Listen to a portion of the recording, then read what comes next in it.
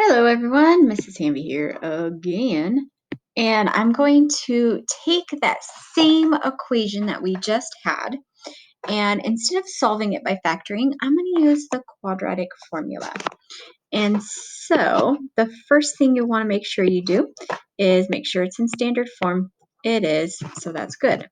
And we're going to just say what our A is. So our A is 6, our B is negative 11. So it's really important that if that sign is there, you need to take it with that number. And our C is the number at the end, that is our 4. And one thing I noticed when we were doing our practice today is that some people were including the X's. Do not do that. It's just the number in front. Do not put the X's there. All right, so I'm going to go ahead and write the quadratic formula, but instead of the A's, B's, and C's, I'm going to put parentheses. So it's x equals negative b plus or minus the square root of b squared minus 4ac all over 2a. And so I'm going to write the letters and then I'll erase them. So b should be here. A should be here and here. And C should be at the end. Ooh, I totally botched that. Oh well. And so now we're going to replace those. And instead of writing A, B, and C, we are going to go ahead and we're going to put in our actual numbers. So this is a negative 11. Make sure you put a negative 11 in those parentheses.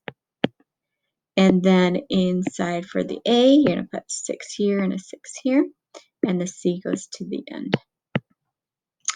All right, and so what we're going to do now is we're going to go ahead and simplify. So since this has a double negative, we know it's going to change to a positive 11. So an easy way to remember that is that means opposite of that number. So the opposite of negative 11 is a positive 11.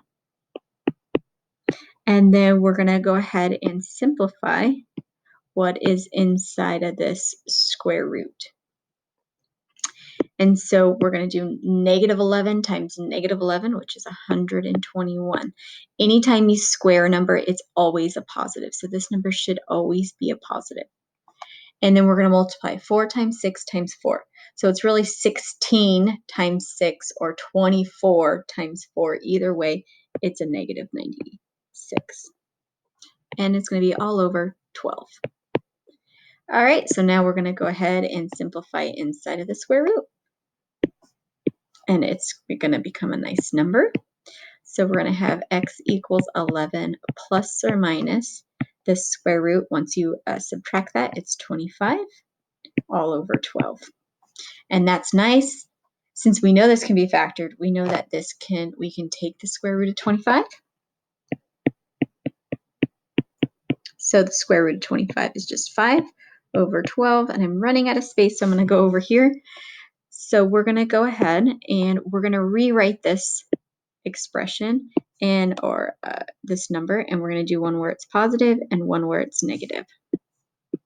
So we're going to have x equals 11 plus 5 over 12 and x equals 11 minus 5 over 12. So that's why it has a plus or minus, is because we're going to go ahead and do it, add the 5, and then we're going to subtract the 5. All right, so 11 plus 5 is 16 over 12. Reduce that by 4, because 4 divides into both of those. So it's going to be 4 over 3. So that is one of our answers. And then here we're going to go ahead and subtract. So that's going to be 6 over 12. Reduce that by 6, because 6 divides into both of those. So that's going to be 1/2. And the great thing about that is you can always plug it into your calculator and simplify it that way. And so I hope that was the same answer we got last time. I'm pretty sure it is. And so if you do not like solving using the Xbox method, you can always use the quadratic formula. Thanks for watching.